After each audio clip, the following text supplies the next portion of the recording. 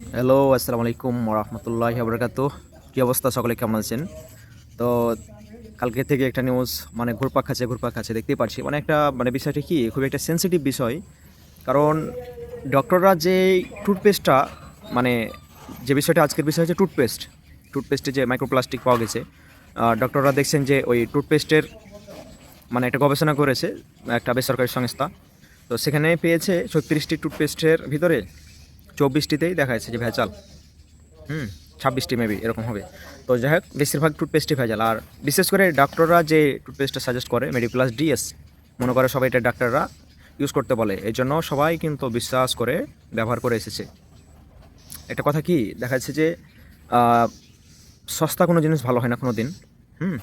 আর দ্বিতীয়ত হচ্ছে বাংলাদেশে বিশেষ করে বেশিরভাগই অ্যাডভার্টাইজ যতগুলো দেখেন আপনারা, সবগুলো হচ্ছে চাটুকারি বিজ্ঞাপন। কেউ বলে একটা 30 টাকার দামের সাবান ইউজ করে, সে অথচ কোটি কোটি টাকা ইনকাম করে ওই অ্যাডভার্টাইজটা করে। 30 টাকার সাবান নিয়ে এসে বলবে এটাই আমার সৌন্দর্যের রহস্য। তারপর হচ্ছে মেডিপ্লাস ডিএস, বা বলবে যে 10 সেকেন্ডে জীবাণু ক্লিন, এরকম বিভিন্ন রকমভাবে চাটুকারি অ্যাডভার্টাইজ পাবেন। ফলাফল কি? এই যে কেমিক্যাল ভেজাল যুক্ত পণ্য। আর আরেকটা কথা হচ্ছে যে বিএসটিআই নামের একটা সংস্থা আছে সরকারি, এটার অনুমোদন ছাড়া বাংলাদেশে কেউ পণ্য নিয়ে ব্যবসা করতে পারে না। তারা কি করে? তাদের নিজস্ব ল্যাবে পরীক্ষা করে। তারা এতদিন কি পরীক্ষা করেছে? বিএসটিআই নামক যে একটা সংস্থা আছে সরকারি, তাদের অনুমোদন ছাড়া বিজনেস করা যায় না। তো তারা কি পরীক্ষা করে? তাহলে তাদের তো সিল, তাদের লোগো দেখলেই তো আমরা বিশ্বাস করি যে এটা বিএসটিআই অনুমোদিত। বাংলাদেশ সব পণ্যই তো বিএসটিআই অনুমোদিত। তাহলে কি তাদের উপর বিশ্বাস করে কি জনগণ প্রতারিত হলো? এক কথা বলা চলে যে বিএসটিআই জনগণের সাথে প্রতারণা করেছে। আর দ্বিতীয়ত হচ্ছে যে সব সময় চাটুকারি বিজ্ঞাপন দেখে বিশ্বাস করবেন না, নিজে ভালো মতো পরীক্ষা। আরেকটা দেখলাম কি যে ম্যাজিক হার্বাল নামের, ওরা হার্বাল বলে ওর ভিতরে হচ্ছে কেমিক্যাল। হার্বাল যদি হলো তাহলে কেমিক্যাল কীভাবে আসলো? হ্যাঁ, তারপর হচ্ছে যে আরও বিভিন্ন নাম করা কোম্পানি, ওই ওষুধের 1 নম্বর ওষুধ কোম্পানি, সেই কোম্পানির 3টা টুথপেস্টে এই ধরনের মাইক্রোপ্লাস্টিক। আর আরেকটা জিনিস যেটা আছে খুবই বিষাক্ত পদার্থ, সেটাও কিন্তু বলে না। ফ্লোরাইড নামের একটা কেমিক্যাল আছে, যেটা অতিরিক্ত ব্যবহারের কারণে শিশুদের 6 বছরের নিচের শিশুদের দেখা যাচ্ছে যে ব্রেনের মেধা বিকাশের জন্য এটার ইতিবাচক প্রভাব ফেলে। তারপর হচ্ছে যে আপনার বিভিন্নভাবে খাবার রুচি নষ্ট হয়ে যায়, কিডনি অচল করে ফেলে, এরকম ধরনের সমস্যা হয় ফ্লোরাইড নামক কেমিক্যালে। তারপর হচ্ছে যে ওই অতিরিক্ত ফ্লোরাইড যদি ইউজ করা হয় তাহলে দেখা যাচ্ছে হাড়ের জয়েন্টে ওটা জমে থাকে, যার কারণে হাড়টিও শক্ত হয়ে যায়, পিঠ কোমর এগুলো সব ব্যথা করে। তো এত ক্ষতিকারক জিনিস ওই ফ্লোরাইড যে কোম্পানি দেয়, ওই প্রোডাক্টটা কিন্তু লিখেই রাখে, জেনে শুনে বিষ ব্যবহার করছেন। আর কোনো যদি অর্গানিক একটা ভালো কিছু তুলে ধরা হয়, বলবে যে একটার দামে এত দাম, এই একটার দামে তো আমি 3টা পাবো। আসলে যারা আপনাকে ওই একটার দামে 3টা দেয়, তারা কি লস করে আপনাকে প্রোডাক্টটা দেয়? তাদের ঘর থেকে টাকা পয়সা দিয়ে নিয়ে এসে। আরও যে ওই একটার দামে একটা মালে 3টার দামে সমান রাখে, সে কি বোকা? বিজনেস করতে জানে না, না বিজনেস বোঝে না? সে একটা জিনিসের দাম 3টা দাম রাখবে আপনার কাছে। সে জানে বুঝে, যারা হচ্ছে অতিরিক্ত বুঝে ভালো, তারা হচ্ছে ভালোটাই খুঁজবে।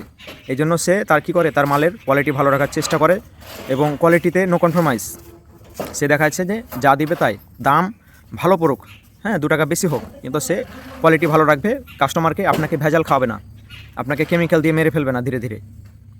ঠিক আছে? তো এই যে সব টুথপেস্টে আবার অনেকেই বলছে কি যে সব ধরনের টুথপেস্টে ভেজাল।